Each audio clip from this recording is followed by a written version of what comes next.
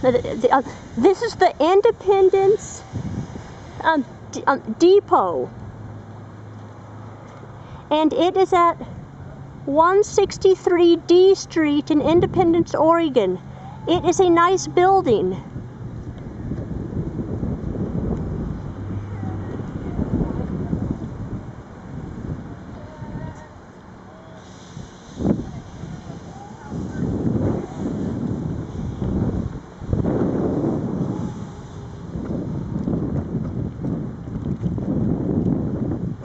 I've never been here before.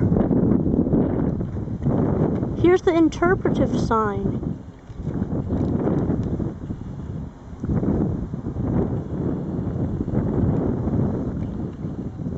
Yes, apparently they ran out of time.